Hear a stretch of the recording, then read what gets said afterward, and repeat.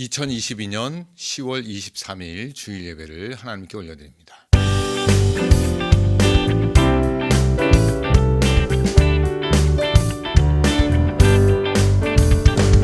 갈 길을 밝히고 있으니 주 앞에 빨리 나갑시다.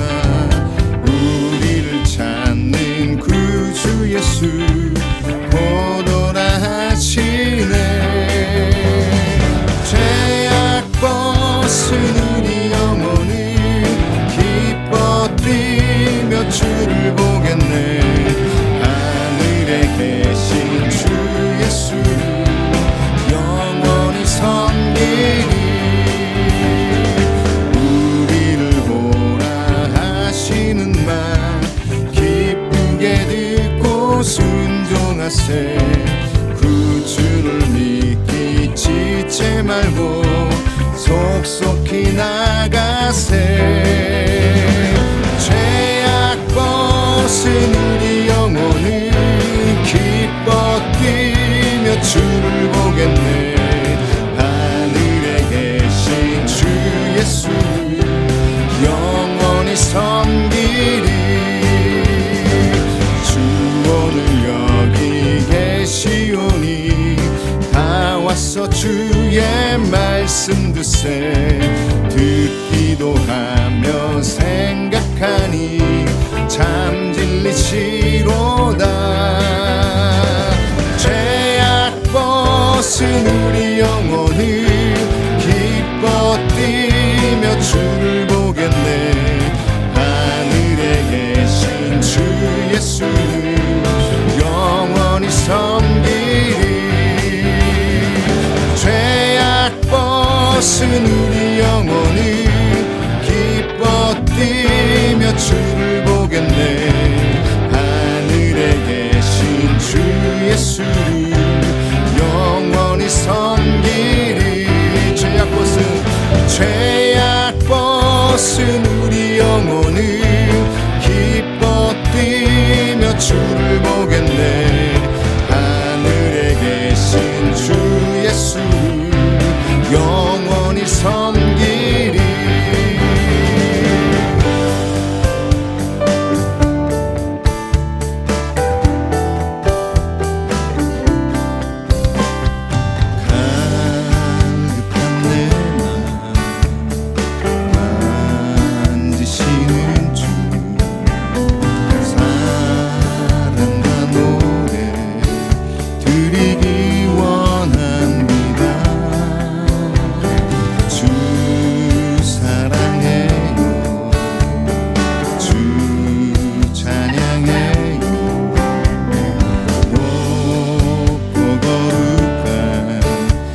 날 만져주시니 이전과 같지 않으니 주 사랑해요. 영원히 찬양해 예수. 신령과 진정으로 경배드려요. 주 사랑해 찬양해 예수. 신령과 진정으로 경배드려요.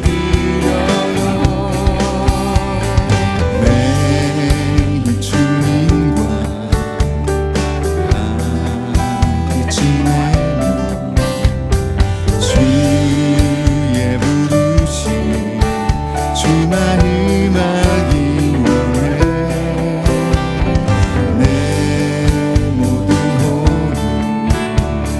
주께 속했네.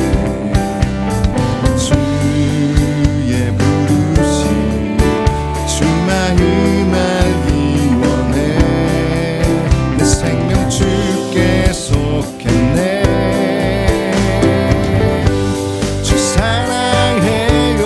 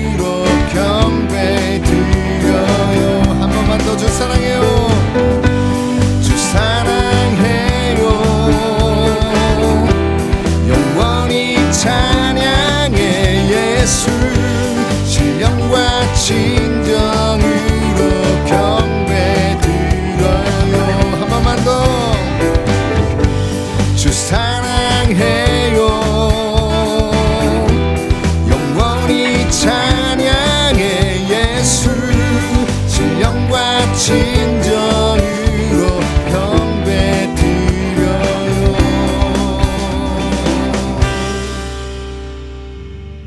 할렐루야. 나는 전능하신 아버지 하나님 천지의 창조주를 믿습니다. 나는 그의 유일하신 아들 우리 주 예수 그리스도를 믿습니다.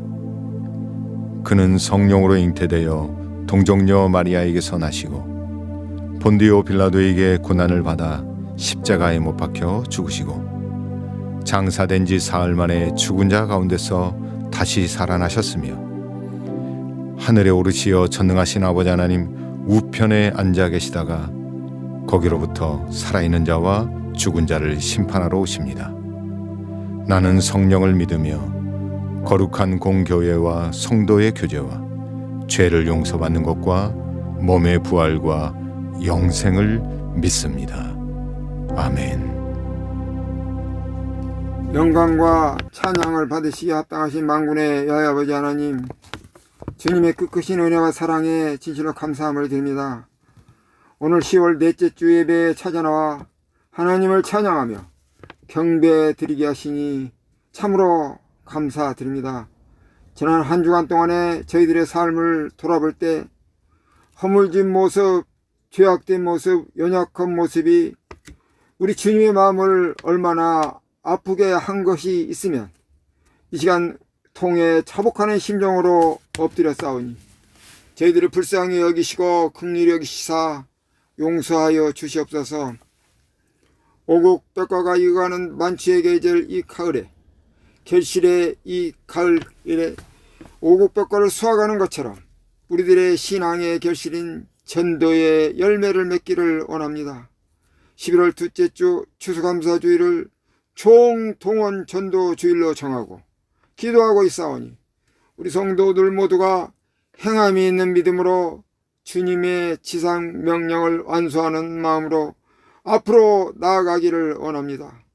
특별 새벽 기도회가 추수감사 주일까지 이어지는데 많은 분들이 함께하여 기도하게 하시고 다쳤던 기도의 생활이 회복되어 하나님께 기도함으로 영적으로 죽지 않고 살아서 주님 영광 드러나게 하옵소서.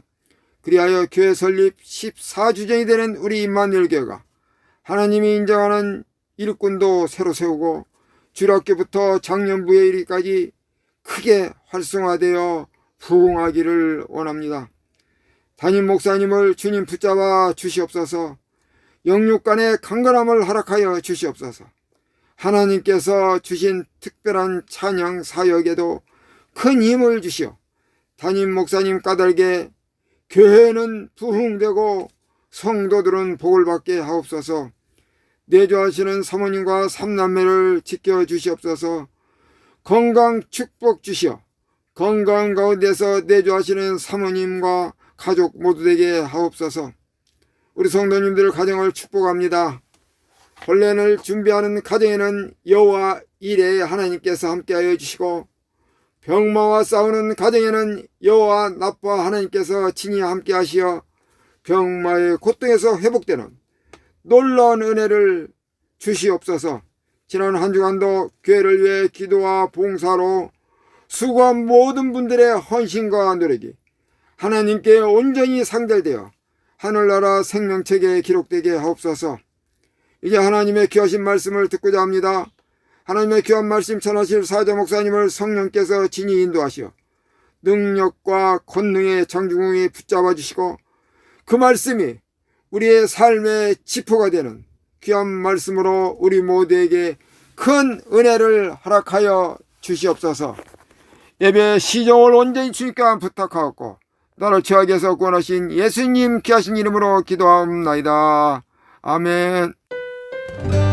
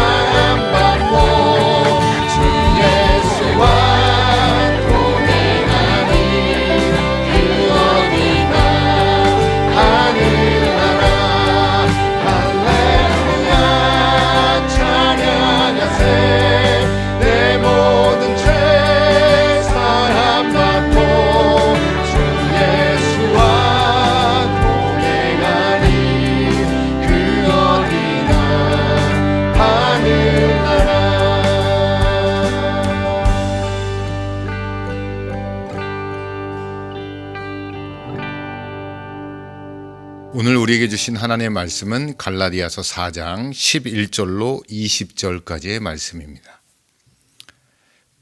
봉독하겠습니다. 내가 너희를 위하여 수고한 것이 헛될까 두려워하노라. 형제들아, 내가 너희와 같이 되었은즉 너희도 나와 같이 되기를 구하노라. 너희가 내게 해롭게 하지 아니하였느니라. 내가 처음에 육체의 약함으로 말미암아 너희에게 복음을 전한 것을 너희가 아는 바라. 너희를 시험하는 것이 내 육체에 있으되 이것을 너희가 업신여기지도 아니하며 버리지도 아니하고 오직 나를 하나님의 천사와 같이 또는 그리스도 예수와 같이 영접하도다. 너희의 복이 지금 어디 있느냐? 내가 너희에게 증언하노니 너희가 할 수만 있었더라면 너희의 눈이라도 빼어 나에게 주었으리라. 그런즉 내가 너희에게 참된 말을 함으로 원수가 되었느냐? 그들이 너희에게 대하여 열심내는 것은 좋은 뜻이 아니요 오직 너희를 이간시켜 너희로 그들에게 대하여 열심을 내게 하려 함이라. 좋은 일에 대하여 열심으로 사모함을 받음은 내가 너희를 대하여 쓸 때뿐 아니라 언제든지 좋으니라. 나의 자녀들아, 너희 속에 그리스도의 형상을 이루기까지 다시 너희를 위하여 해산하는 수고를 하노니 내가 이제라도 너희와 함께 있어 내 언성을 높이려 함은 너희에 대하여 의혹이 있음이라. 아멘. 한 주간 풍성한 기도의 응답과 동행하심의 복을 누리시며 살으셨습니까? 오늘 함께 나눌 말씀은 갈라디아서 4장 11절로 20절까지의 말씀으로 너희의 복이 지금 어디 있느냐라는 말씀으로 함께 은혜 나누도록 하겠습니다. 1920년대부터 1980년대까지 미국 영화계에 또 전 세계 영화계에 아주 유명한 회사가 있었습니다. 물론 지금도 다른 이름으로 존재하고 있는데 그 당시 가장 유명한 MGM이라는 회사가 있었습니다. 우리가 잘 알고 있는 007, 배너, 바람과 함께 사라지다, 사랑은 비를 타고, 닥터 지바고, 한니발 같은 아주 유명한 영화를 제작하고 보급한 회사로 유명합니다. 이 회사 MGM이라고 하는 이 약자는 메트로 골드윈 메이어라는 사람의 이름의 약자를 따서 MGM이라고 명명합니다. 그런데 여기에 나오는 이 메이어라고 하는 이 사람이 어렸을 적에 있었던 사건이 있었는데요. 이 회사, 이 메이어라고 하는 이 사람이 어렸을 적에 친구와 크게 싸운 적이 있다고 합니다. 이 메이어는 친구에게 맞고 집에 돌아와서 분이 가득하여 막 사정없이 친구를 욕하면서 지냈다고 합니다. 그러자 어머니가 메이어가 친구를 욕하는 것이 너무 안타깝고 또 본인이 화를 못 참는 것에 대하여 가엾은 마음으로 그를 혼내비기도 했겠지만 산으로 데려가서 이렇게 말했다고 합니다. 맞은편을 향하여, 산 맞은편을 향하여 네가 하고 싶은 욕을 실컷 해봐라. 그래서 메이어는 또 순종하여 반대편 산을 향하여 막 욕을 하기 시작합니다. 나쁜 놈아, 못된 놈아, 여러 가지 욕을, 마음에 담았던 욕을 막 쏟아붓기 시작합니다. 근데 한참 있다 보니까 이 욕한 소리가 메아리가 되어서 자신에게 10배의 소리로 되돌아오는 겁니다. 그러자 어머니가 이렇게 말합니다. 하나님은 너를 축복하신단다. 반대편 산에다 대고 하나님은 너를 축복하신단다. 한번 외쳐봐라. 메이어가 또 어머니 말에 순종하여서 같은 말로 외쳐댑니다. 하나님은 너를 축복하신단다. 또 한참 있다 보니까 메아리가 되어서 자신에게 그 축복의 말이 되돌아옵니다. 그래서 메이어가 깨닫게 되어집니다. 뭘 깨달았냐면 이런 말인데요. 내가 남을 향해 한 번을 욕하면 그것이 10배로 되돌아오고 남을 한 번 축복하면 축복이 10배로 되돌아온다. 이것을 교훈 삼아서 평생 마음에 간직하고 회사를 만들 때도 이 모토를 가지고 회사를 만드는데 이 회사가 대박이 난 거죠. 오늘 이 말씀을 통하여 여러분 우리 안에 있는 화와 울분들, 욕하고 싶은 마음도 아마 많을 겁니다. 이 메이어처럼 이 말을 잘 기억하여서 남을 향해 한 번 욕을 하면 10배로 돌아오고요. 남을 향해서 축복하면 다시 10배로 되어 축복이 돌아온다는 이 말씀 여러분 기억하셔서 여러분의 삶 가운데서도 축복의 말이 넘쳐나시기를 간절히 축복합니다. 자, 본문 배경은 정말 목숨을 다하여 생명을 걸고 교회를 세운 이 사도 바울이 갈라디아 교인들에게 쓴소리를 하고 그의 이 말의 어조가 바뀌어 그들에게 관계를 무너뜨릴 만한 또 그들이 상처받을 만한 그런 이야기를 오늘 본문에 하고 있는 겁니다. 이 갈라디아 교회의 탄생 배경은 사도 바울이 정말 목숨을 걸고 교회를 개척해서 만들어 놨는데요. 시간이 지나다 보니까 이 갈라디아 교인 안에 변절자들이 나오게 된 겁니다. 우상을 섬기고 또 하나님과 우상을 겸하여 섬기는 일들이 벌어지게 된 거죠. 그런 상황 가운데 갈라디아 교인을 향하여 쓴 편지의 내용이죠. 오늘 본문을 보시면 수고한 것이 헛될까 두렵다라고 기록하고 있습니다. 본문 8절로부터 11절까지의 말씀을 보게 되어지면요.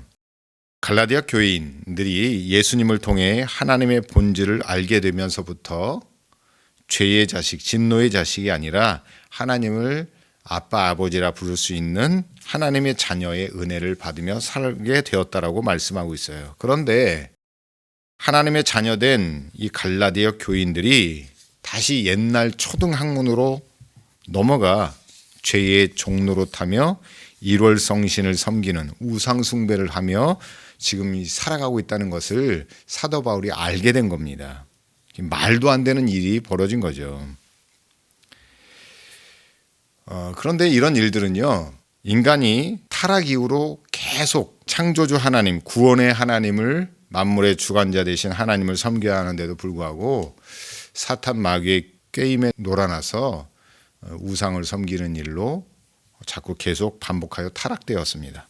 하나님께서 말씀으로 만드신 창조물에 대하여 어떤 것에 대하여 형상화 만들지 말고 섬기지도 말라고 말씀하십니다. 또 신명기 18장 9절에서 14절까지 말씀을 보면 이스라엘 땅에 가나안 땅에 들어갔을 때에 복술자, 기륭을 말하는 자, 요술을 말하는 자, 무당들, 진언자, 신접자, 박수무당, 초혼자들을 용납하지 말고 그들을 물리치거나 죽이라고 말씀하셨다는 것을 우리는 말씀을 통해서 잘 알고 있습니다. 근데 충격적이게도요, 대한민국의 성도들 중에 교회를 다니는 교인들 중에 30%가 대략 30% 정도 되는 사람들이 점을 본다고 합니다. 지금 이 10월달, 11월달이 시즌이기도 한데 우리 자녀들 시험 문제, 취업 문제, 건강의 문제, 결혼 문제 이런 걸 가지고 점을 본다고 합니다.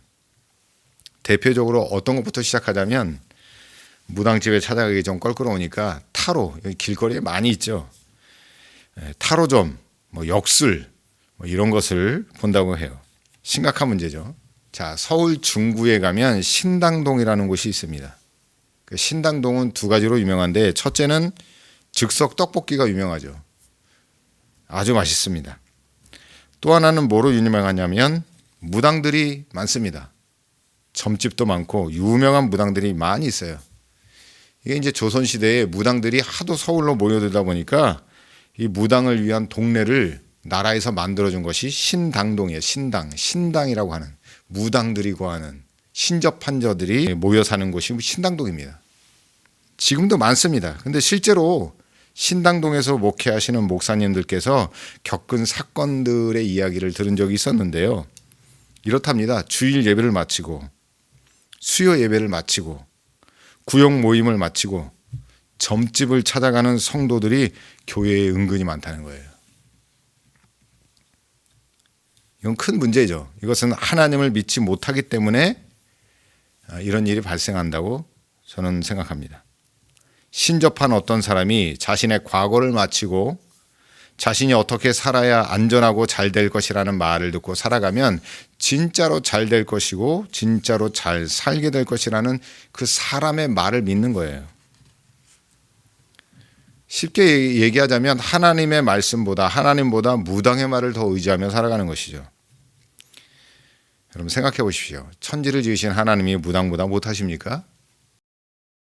무당이 섬기는 신은 귀신입니다. 마귀입니다.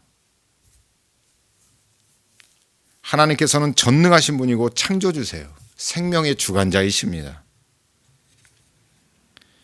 그 생명의 주관자 되시고 창조주 되신 그 하나님이 예수 그리스도의 십자가의 은혜로 말미암아 우리를 하나님의 자녀로 삼아 주셨어요. 이것은 놀라운 은혜와 특권입니다.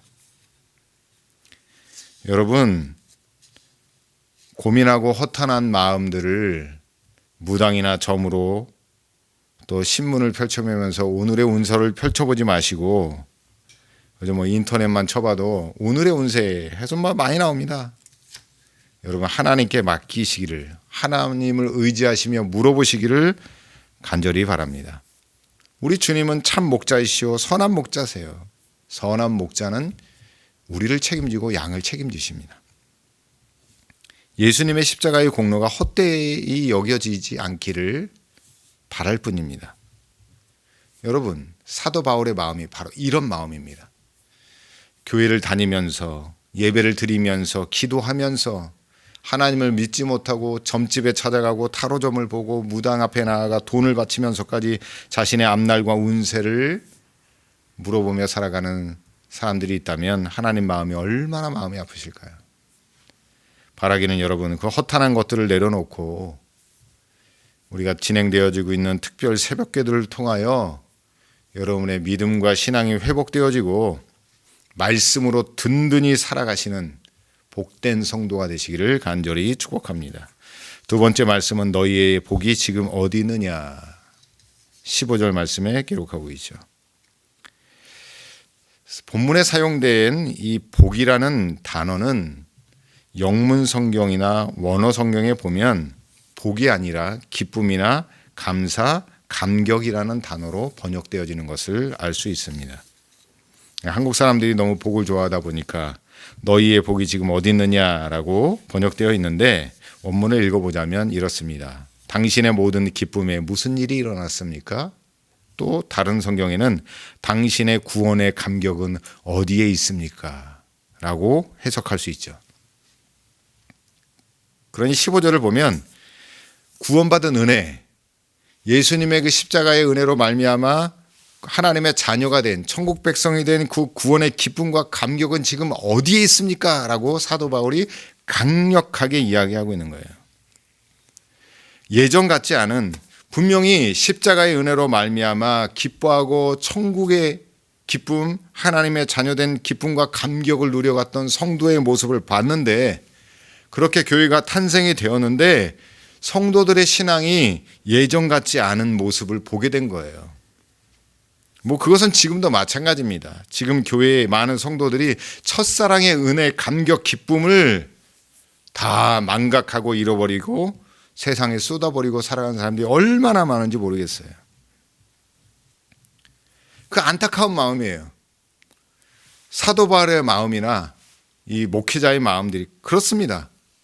예배의 감격, 말씀을 보면서 깨달아지는 그 감격, 기도하며 찬양하며 정말 하나님이 주신 그 기쁨 가운데 충만한 그 은혜들 점점점 무뎌지고 점점점 변질되어지는 모습을 보고 있다는 거죠.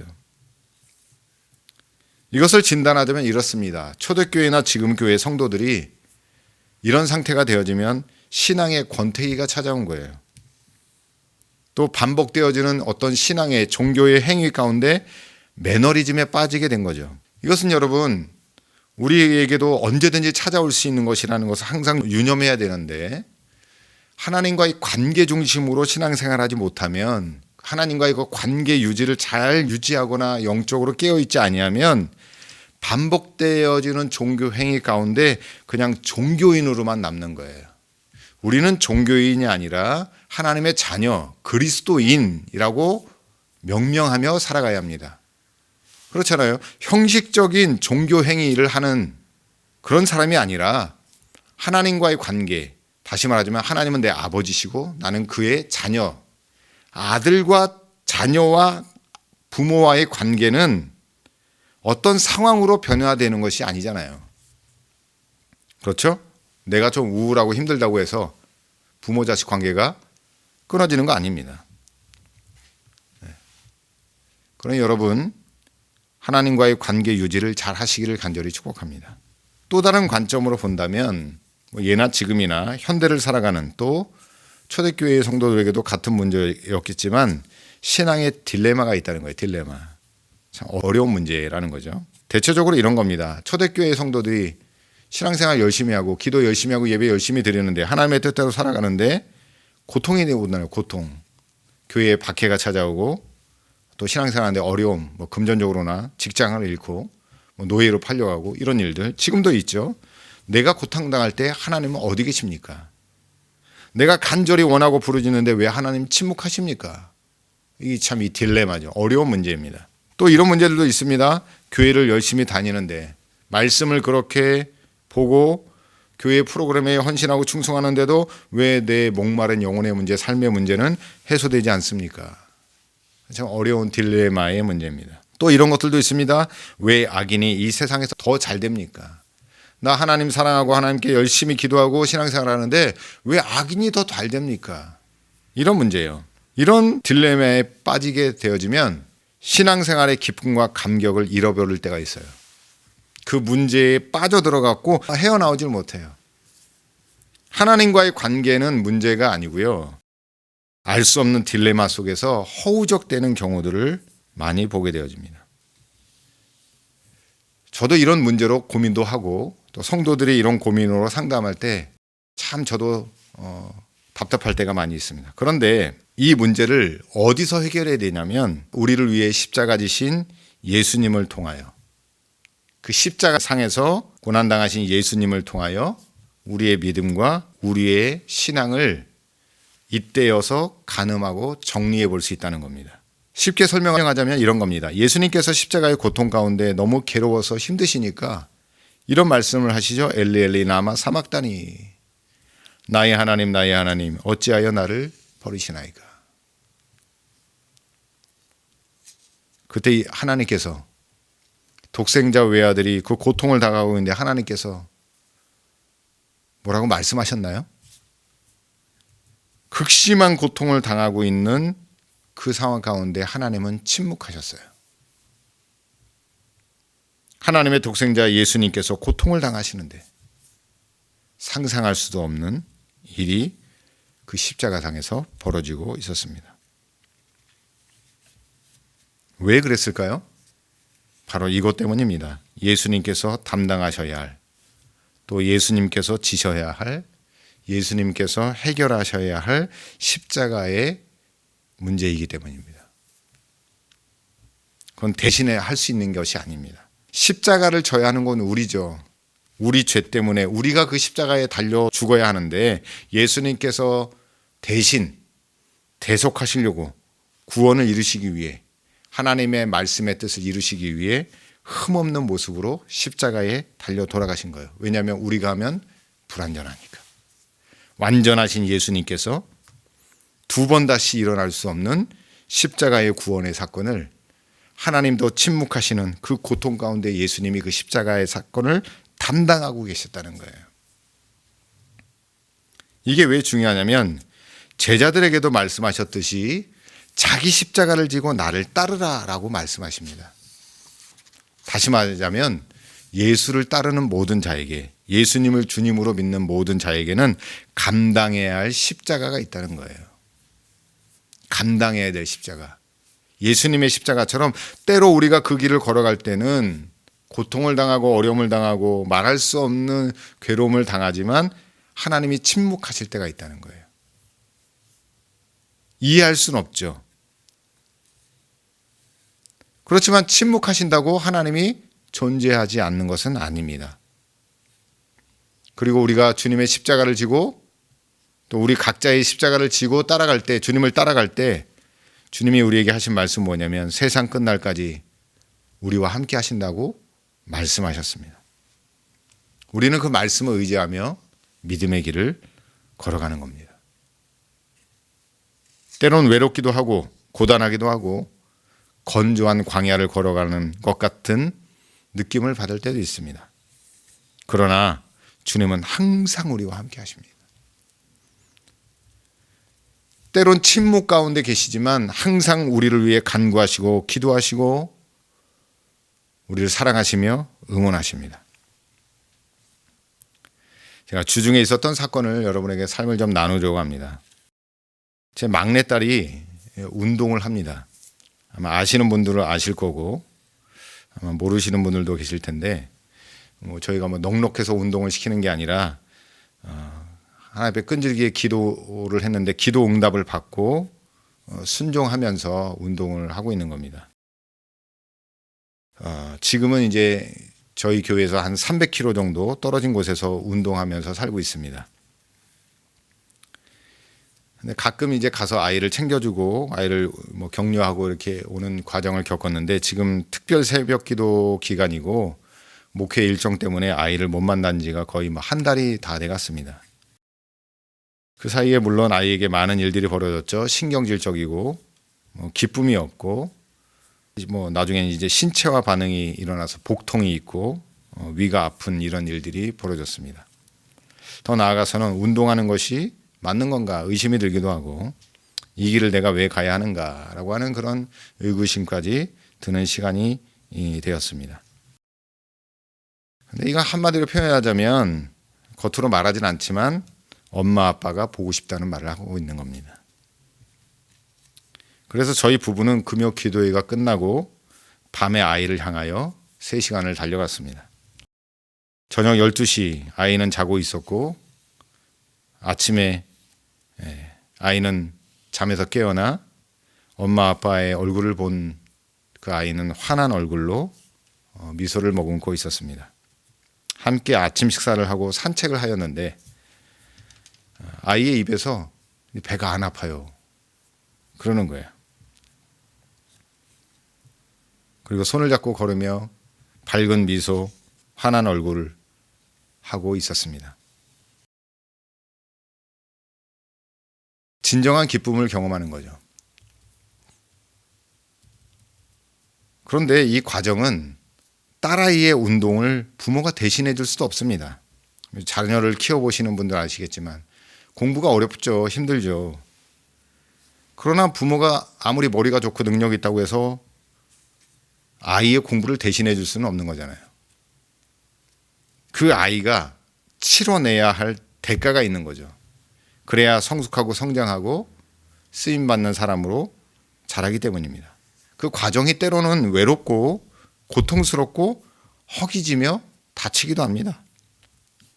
그러나 부모는 항상 그냥 지켜볼 뿐이고 응원하고 그 과정을 이기고 더 성숙하고 더 성장하기를 바라볼 뿐입니다. 가끔 그 현장에서 그냥 응원하고 공급하고 격려하는 겁니다. 우리의 신앙생활도 비슷한 면이 있습니다. 같진 않지만 우리가 걸어가야 할 믿음의 길이 있고 믿음의 과정이 있습니다. 때로는 혼자인 것 같고 때로는 아프고 힘듭니다. 그렇다고 주님이 안 계신 건 아닙니다. 주님이 항상 우리와 함께 하십니다. 우리의 신앙의 기쁨, 신앙의 감격을 위해 말씀과 교회가 존재하고 또 여러분을 위해 우리 주님께서 저와 같은 목회자를 파송하고 또 이 교회를 통하여 은혜의 예배와 응답의 기도가 우리 가운데 있습니다. 그러니 여러분, 주님을 향한, 주님을 위한, 주님이 주신 그 기쁨과 감격을 잃지 않기를 간절히 축복합니다. 이 특별 새벽 기도 기간을 통하여 여러분에게 주신 그 구원의 기쁨과 감격을 회복하시고 더 깊어지시기를 간절히 바랍니다. 이 서신서에는 이런 말씀들이 많이 기록되어 있습니다. 데살로니가전서 5장 16절로 18절 말씀을 보면 항상 기뻐하라. 쉬지 말고 기도하라. 범사에 감사하라. 이는 그리스도 예수 안에서 너희를 향하신 하나님의 뜻이니라. 아멘. 또 골로새서 1장 11절로 12절 이런 말씀이 기록되어 있는데요. 그의 영광의 힘을 따라 모든 능력으로 능하게 하시며 기쁨으로 모든 견딤과 오래 참음에 이르게 하시고 우리로 하여금 빛 가운데서 성도의 기업의 부분을 얻기에 합당하게 하신 아버지께 감사하게 하시기를 원하노라. 아멘. 여긴 기쁨이라는 단어가 있습니다. 이 기쁨은 바로 예수 그리스도를 통하여 얻은 구원의 감격과 은혜를 상징합니다.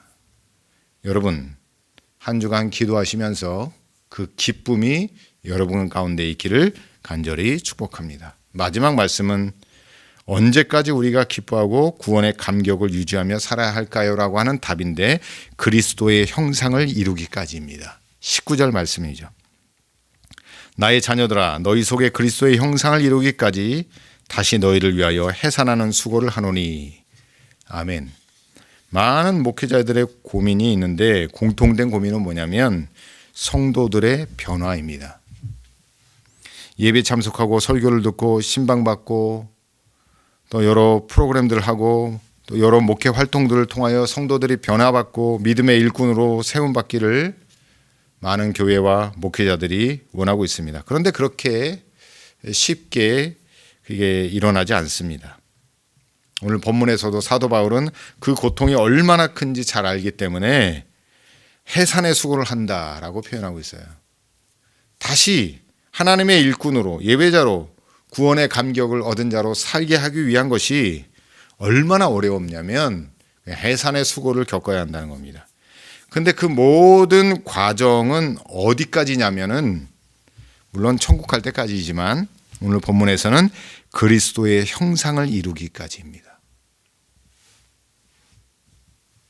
쉽게 이야기하자면 예수님 닮기 위해서예요. 우리의 성품, 인격, 언어 모든 것이 주님을 닮기 위해서입니다. 주님 닮기 위해서 우리가 예배하고 주님 닮기 위하여 하나님께 간구하며 하나님의 은혜 가운데 서 있는 겁니다. 여러분, 예수님 닮기 위하여 그리스도의 형상을 이루기 위하여 주님은 오늘도 우리 위하여 간구하시고 교회는 여러분을 위하여 힘쓰며 목회자, 특별히 오늘 사도 바울은 해산하는 수고를 통하여 그들이 다시 그 기쁨 가운데 그 감격과 은혜 가운데서 그리스도의 형상이 나타나고 변화되기를 위하여 수고하고 애쓰고 있습니다. 지금 우리는 특별 새벽 기도회를 하고 있습니다. 구원의 기쁨, 구원의 감격을 다시 회복하기 위해 그리고 그 구원의 기쁨과 감격을 내 사랑하는 가족과 친구들에게 전하기 위하여 또 마지막으로 그리스도의 형상을 담기 위하여 우리가 새벽마다 기도하고 있습니다. 주님은 우리와 함께 하십니다. 낙심하지 말고 기쁨으로 감격함으로 간구하며 하나님 의지하며 살아가시기를 간절히 축복합니다. 기도합니다. 하나님 아버지 감사합니다.